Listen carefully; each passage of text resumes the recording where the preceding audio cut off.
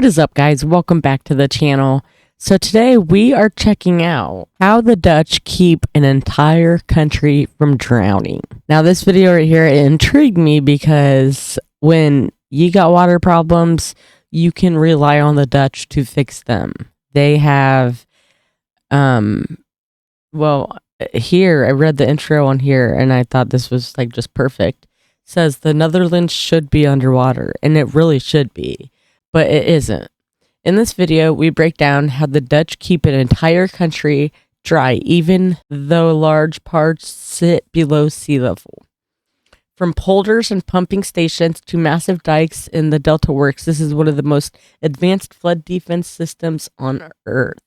You'll see cities like Rotterdam and Amsterdam stay safe, how Dutch engineers manage rivers, seas, and storms, and what it'll take to keep on doing as sea levels keep rising. This is amazing. Every day they gotta pump and pump and pump. I mean, we'll watch the video, but every day right now over 17 million they do this to survive.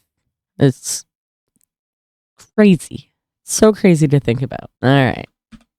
Right now, over 17 million people are living in a place that, by all logic, shouldn't exist. When you look at a map of the Netherlands, you might not notice anything unusual.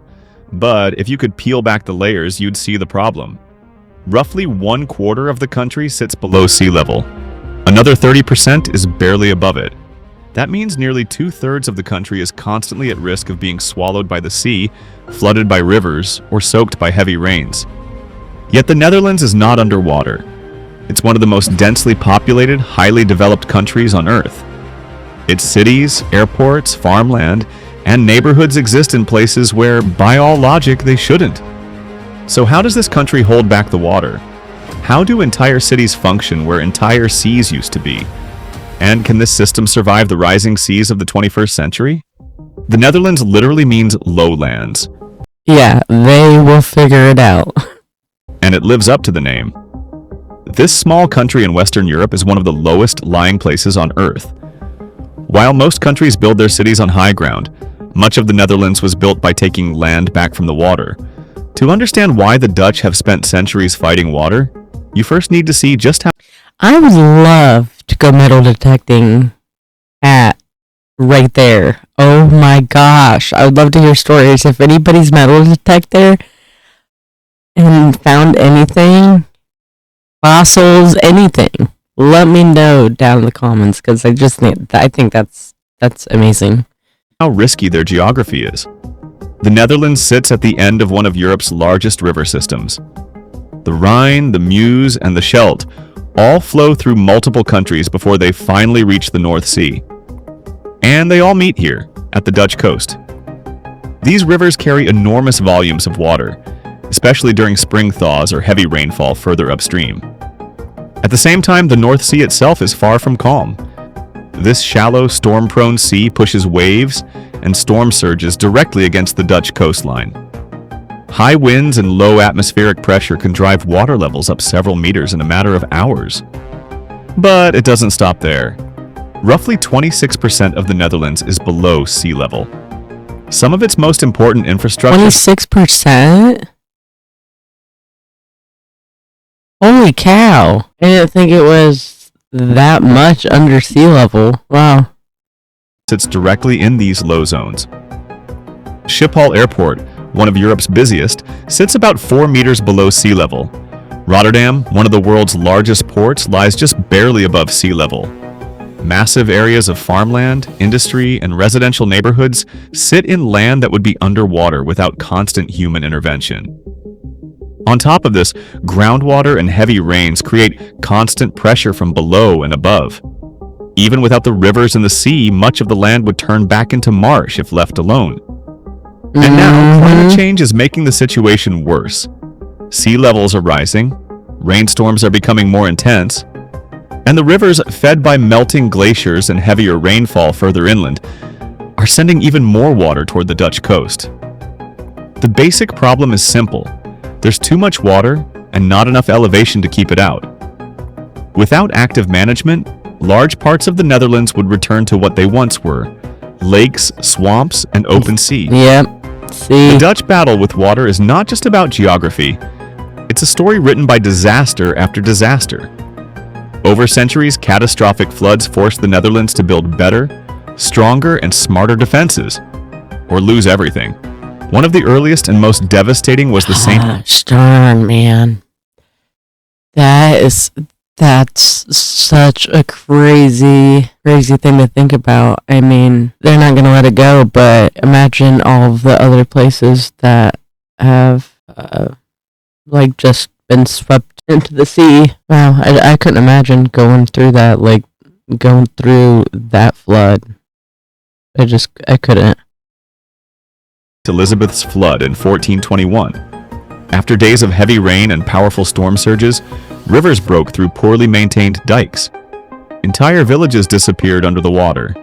Some areas, like the Biesbosch, were permanently lost to the flood, turning farmland into wetlands that still exist today. Historical estimates suggest that thousands of people died, though exact numbers remain uncertain. Another brutal flood came in 1717, the Christmas flood. A massive storm surge struck the northern provinces of the Netherlands as well as parts of Germany and Denmark. In the Makes you wonder too, like, is the fight worth fighting? Like, I just wonder if it gets bad enough to where it's not going to be worth fighting for anymore. And that's sad in itself, but Mother Nature taking back what's hers, I guess.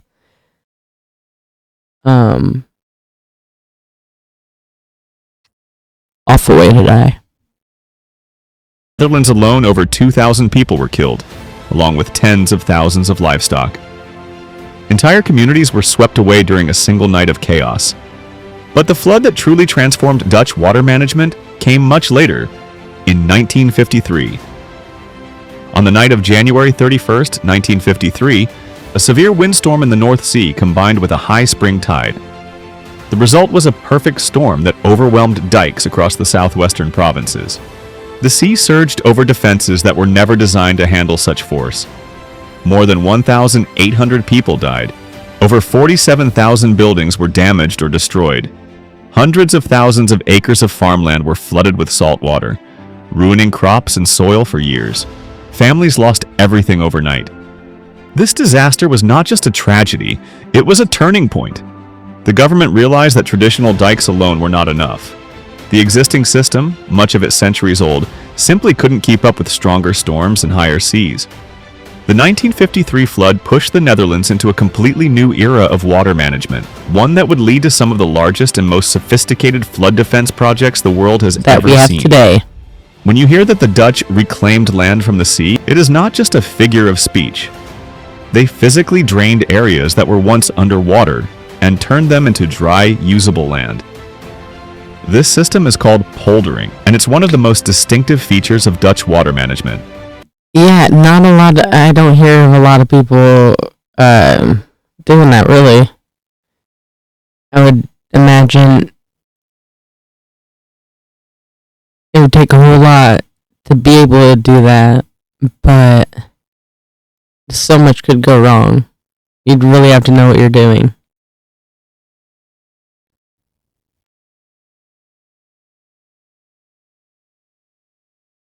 Crazy. Man, that would make for good rice farms, right? A polder is a low-lying tract of land that has been enclosed by dikes. Once the dikes are built to keep outside water out, the remaining water inside is pumped away, leaving dry ground behind. But that dry ground doesn't stay dry by itself. Water constantly seeps in from rainfall, rivers, and groundwater. Without continuous pumping, many polders would quickly turn back into lakes. Historically, the Dutch used windmills to handle this constant drainage. These iconic structures were highly functional, pumping water from low fields into higher canals where it could be safely drained away. As technology advanced, windmills were replaced by modern pumping stations. Today, massive electric and diesel-powered pumps run 24/7 to keep polders dry. Some of these stations are capable of moving thousands of liters of water per second. One of the most famous examples of polder engineering is Flevoland, the newest province of the Netherlands, established in 1986. It didn't exist a century ago. After years of planning and construction, engineers drained huge portions of the IJsselmeer, a former inland sea, creating over 1,400 square kilometers of new land. Today, Flevoland is home to... It's crazy that all that happened a year before I was born. Like that was in the works. Crazy. That is so beautiful. Cities, farms, and forests, all sitting on land that was once underwater. Polders are not only about expanding territory, they also allow for better control over river floods, help regulate groundwater levels, and provide space for agriculture in a country where land is extremely valuable. But creating polders comes with risks. Because the land inside the dikes is lower than the water outside, any breach can lead to rapid and catastrophic flooding. That's why the Dutch don't just rely on polders alone. They back them up with a far more extensive system of dikes and barriers. If polders are the heart of Dutch land reclamation, dikes are its armor. Without them, none of this would exist. The Netherlands has built one of the most extensive and sophisticated dike networks on Earth, protecting both reclaimed and naturally low-lying land from the constant threat of flooding. Modern Dutch dikes are carefully engineered structures made of layers of clay, sand, and stone. They're designed to resist not just water pressure, but waves, erosion, and even earthquakes. Throughout the country, there are over 17,000 kilometers of primary and secondary dikes, enough to stretch nearly halfway around the planet. These defenses stand between the North Sea, rivers, lakes, and millions of people living below water level. One of the most famous of these is... Yeah, that would be, with everything changing and with the water rising every year and things like that, it would be more and more scary to be living below sea level.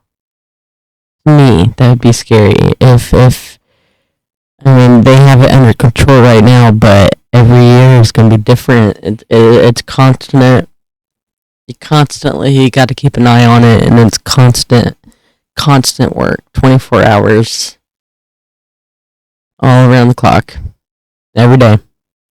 It's crazy. The Afsluitdijk, or closure dike. Completed in 1932, it's a 32-kilometer-long dam that closed off the Zuiderzee, a large inland bay that had been a constant source of flooding for centuries. By sealing it off, the Dutch transformed the dangerous bay into a freshwater lake, now called the IJsselmeer, which allowed for the creation of new polders like Flevoland. The Afsluitdijk is not just a barrier, it's also a highway, a bike path, and a symbol of Dutch engineering. In recent years, it's been undergoing major upgrades to prepare for higher sea levels and stronger storms. That is beyond... That's what we need in America, guys. Like, seriously. Symbol of Dutch... I don't see very many people walking down the highway very often because that's insane. Walking down the highway, that is hours and hours and hours and hours and hours and so long walking, but also they don't have any walking spots or bike paths or anything, so you are walking on the highway when there's vehicles and semis and big trucks driving past at 70-80 miles an hour, which I don't know what that is, and however you guys use it, but man, that's so nice that they think about that kind of stuff. Like, we have Americans walking in the roads when, there's definitely more people driving than walking. It's scary. Not just a barrier, it's also a highway, a bike path, and a symbol of Dutch engineering. In recent years, it's been undergoing major upgrades to prepare for higher sea levels and stronger storms, including the addition of storm surge gates, new pumping stations, and reinforcement of its core structure. But the Afslutik is only one part of a much larger system. Across the country, dikes are continuously inspected, maintained, and upgraded. Sensors monitor their stability. Emergency plans exist for quick reinforcement if cracks or weaknesses are detected.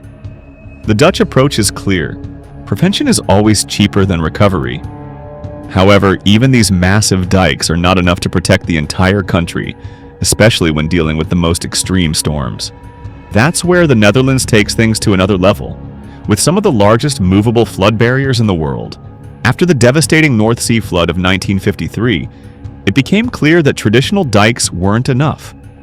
The government launched one of the most ambitious flood defense programs ever attempted, the Delta Works. The Delta Works is not a single structure.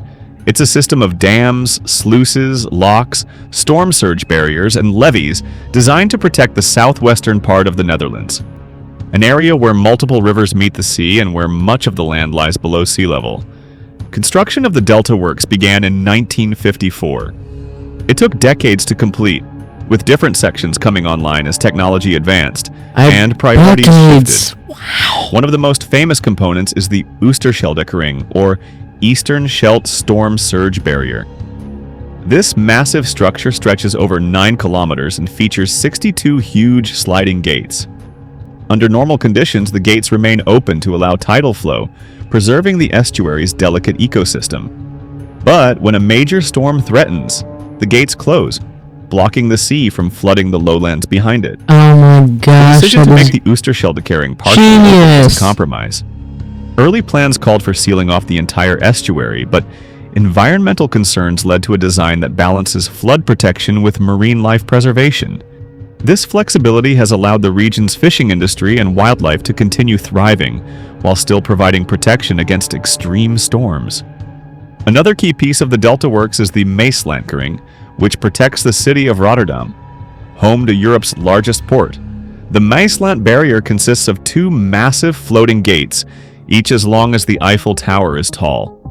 Wow. When closed, they form a watertight seal across the new waterweg, preventing storm surges from entering Rotterdam's harbor and city center. Unlike fixed barriers, cool. Maaslankering operates automatically. Sophisticated computer models constantly monitor sea levels, wind speeds, and tides. When a storm surge is predicted to reach 3 meters above normal sea level, the barrier swings shut. Once the danger passes, it opens again to allow normal shipping traffic. The scale of these projects is hard to overstate. Combined, the Delta Works has reduced... So I wonder what happens when you try going through and it's shut. You just sit and wait. That is genius. That is so cool. The length of coastline that needs protection from over 700 kilometers to just 80 kilometers. A far more manageable task. But none of this comes cheap. The Delta Works cost billions of dollars to build and requires constant maintenance. Teams of engineers, technicians, and inspectors work year-round to keep the entire system operational. Yep. Yet, most Dutch citizens see this as a necessary investment. After all, the alternative is unthinkable. While many countries build flood defenses as emergency responses, the Dutch approach is long-term, calculated, and constantly evolving. But even the Delta Works is not the final word in Dutch water management. In recent years, the country has taken a new approach that might sound surprising. Sometimes the best way to fight water is to give it space. For centuries, the Dutch tried to block out the water completely, but in recent decades, they've shifted toward a different strategy, learning to live with the water rather than constantly fighting against it. One of the clearest examples is the Room for the River program. Launched in the early 2000s, this project focused on the country's major rivers like the Rhine, which have become increasingly dangerous due to heavier rainfall and upstream flooding. Instead of simply raising dikes higher, engineers created extra space where rivers can safely overflow during high water events. This meant relocating some homes and farms, lowering floodplains, digging side channels, and modifying urban areas to allow temporary flooding in controlled zones. In some cases, entire sections of land were turned back into wetlands or nature reserves that can absorb excess water when needed. The idea sounds simple. Give the water somewhere safe to go so it doesn't end up where people live. but I executing mean, it required years of planning. sounds pretty easy, but I assure you it's not. That is truly beautiful.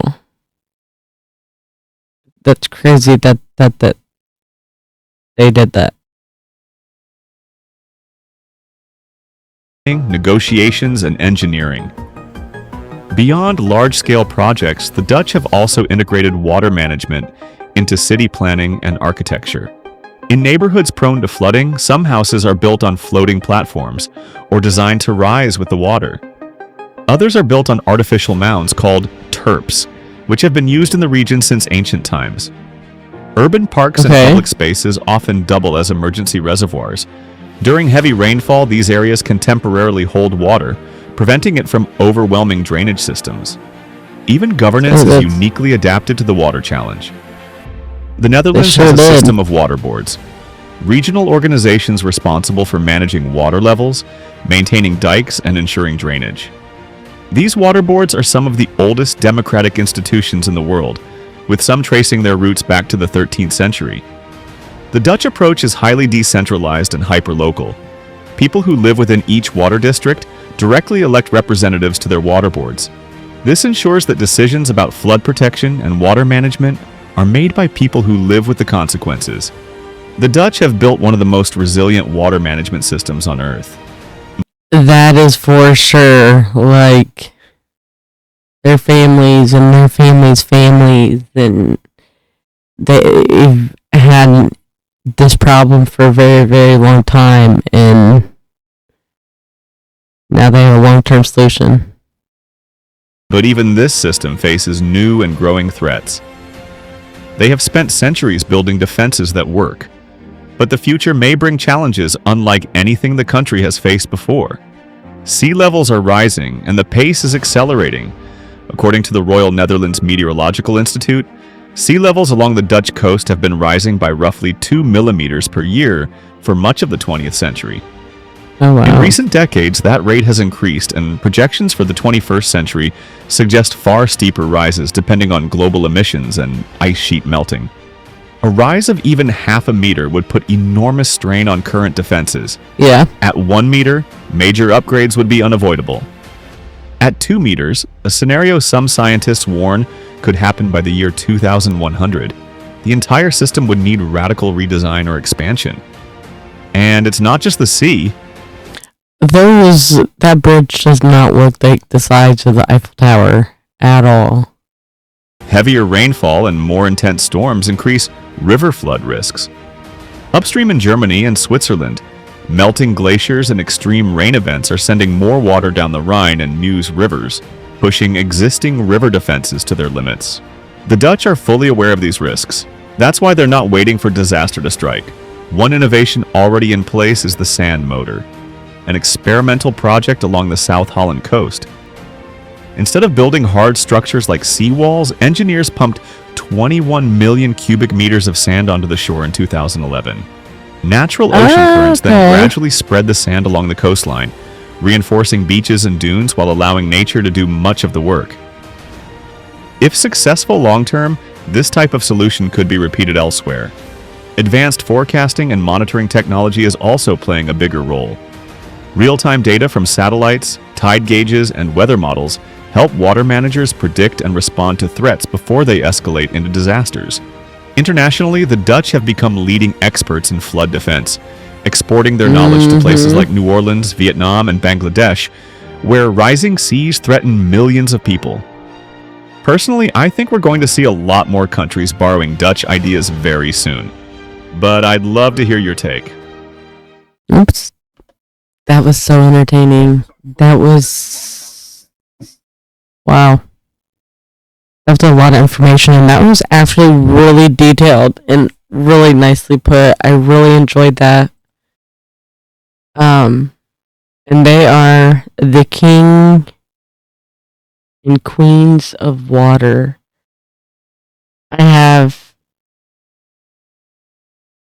the Dutchies to thank for my water, and I'm forever grateful. They are amazing people, and Yeah, they have figured out the water issues, that's for sure. And I love that they figured out a long-term solution instead of just doing a short-term solution, and you know, that being a bigger problem. No, they spent, what did they say, decades building that and like making it to where it works. It is really crazy to think about. It's so cool. Anyway, if you guys enjoyed this video, don't forget to give it a like. I really do appreciate it. It helps the algorithm and it really helps the channel. And I appreciate everybody that takes the time to give this a like. And don't forget to subscribe if you want to. You don't have to. But yeah, thanks for watching. And I'll see you guys in the next video. Bye, guys.